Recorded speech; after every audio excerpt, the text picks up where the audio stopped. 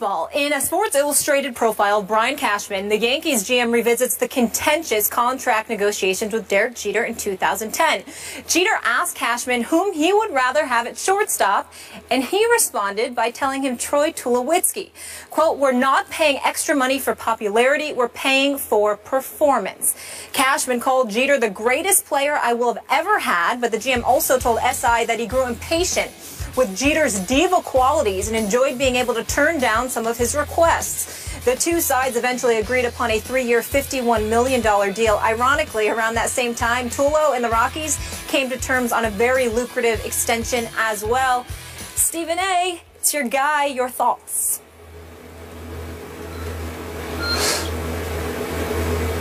You know, I know this is 5 years ago, but I almost want to go to Yankee Stadium myself and fire Brian Cashman for this. I mean, this blasphemy? I mean, is this, you going to say that to Derek Jeter? I mean, really? You know, in all seriousness, Troy Tulowitzki can really play. And in the aftermath of that, he batted like .302 with 105 RBIs and 30 home runs. Jeter's no home run hitter. So from a numbers perspective, statistically speaking, we understand that you can make the argument that you can get somebody who can do more for you than Derek Jeter from a numbers perspective.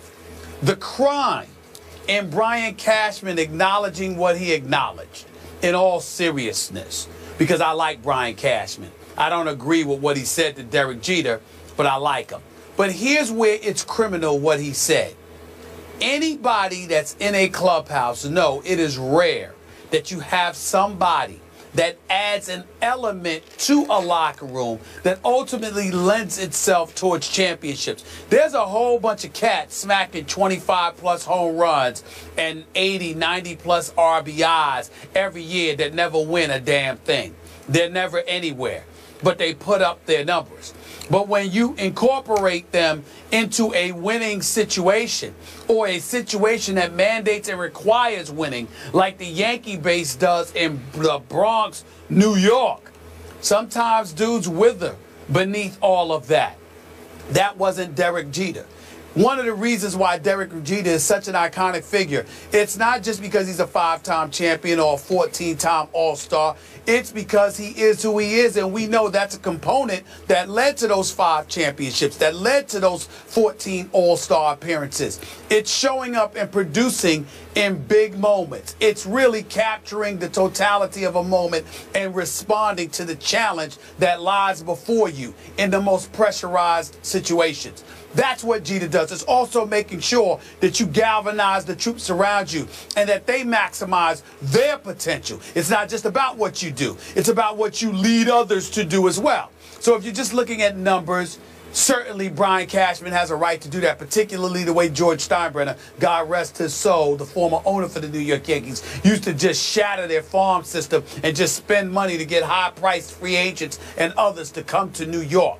The flip side is that you have to have the foresight, not just hindsight, but the foresight, not just to see what somebody has done, but what they're still capable of doing as you move into a different era. So I think it was just a negotiating position on the part of Cashman. They did ultimately reach an agreement. Cashman didn't want to be bullied by the popularity of a Derek Jeter. But in the end, let's be serious here. If you're just looking at numbers, there's a few people that you can put ahead of Derek Jeter, Skip. I won't deny that. But Derek Jeter was never measured by just numbers. He was measured by championships. He was measured by culture, what you established as a member of the New York Yankees. And when you consider the great tradition of this franchise and what it established, long before Derek Jeter arrived, he was one that assisted into bringing it into the new millennium because he was an individual that obviously, facilitated excellence. And for the most part, they achieved it. Okay, I hear everything you just said. I'm also going to take these Cashman quotes very seriously. No kidding here. All kidding aside. I must admit, I do get occasionally annoyed with your ongoing hero worshiping of Derek Jeter, your ongoing idolatry that you display often on this show of Derek Jeter. But come on, Derek Jeter was all-time great, especially when it really mattered in the postseason. What he did was just astonishing with the tools he had to work with. You want to talk about the all-time greatest overachiever because he didn't have the most this or that, didn't have the biggest arm or the most speed or the most power. Was he great? Yeah, he was great. Were his intangibles off the charts? Yes, they were. I'm with you on all the above. I also have great respect for a Brian Cashman continuing to be successful in the New York market and continuing to not only deal with, but to almost manage the New York media, which is extremely difficult to do. Which brings me to my question here. And I will admit to you, I chuckled to myself when I read these quotes in Sports Illustrated that Brian has given to Sports Illustrated for their report, or their story on him. But my first thought was, well, finally the truth comes out. But why did Brian Cashman want the truth to be told about all this? I don't know. What purpose does it serve now, looking back? What good does it do the New York Yankees? What good does it do Brian Cashman to take shots at the icon in the rearview mirror? You know, if he had stepped up and said these things as they were happening, that would have had impact. I mean, well, go ahead. I can only think of two possibilities. I do not know, first of all, but I can only think of two possibilities.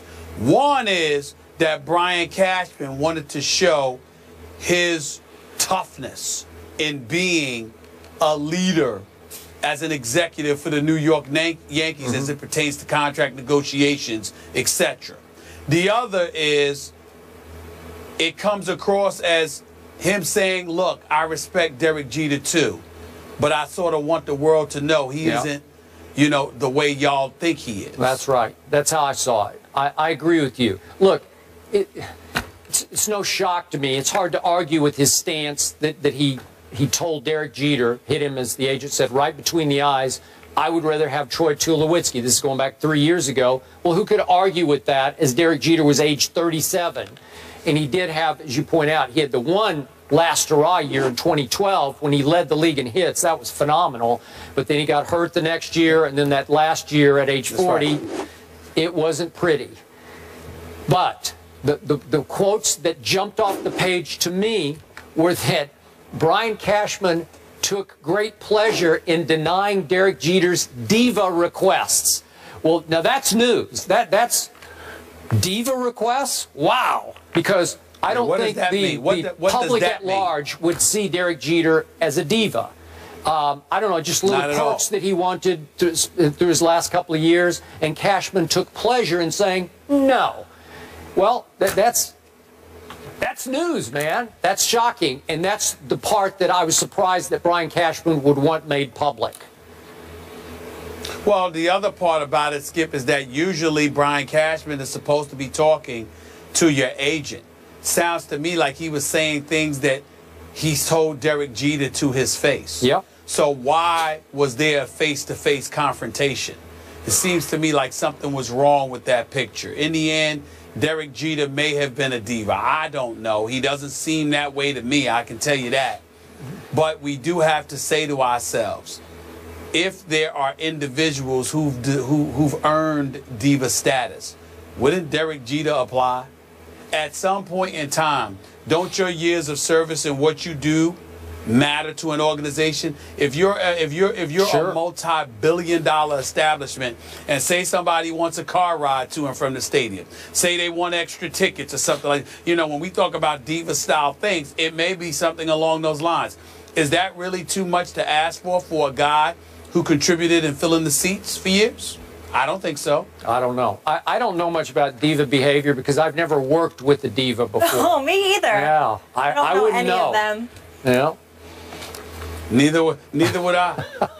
Jeter's still winning from the personal perspective because he's dating my girl, Hannah Davis. Shout out to the Virgin Islands. Also winning from that perspective is Tom Brady. It's coming down to the wire, shout out folks. to the Virgin Islands. St. Thomas. She's from St. Thomas. Okay. Yeah, so is my family. Should Brady just settle at this point? Megan's Bay, it's beautiful. We'll bring in one of his former teammates to discuss Damian Woody in just a bit.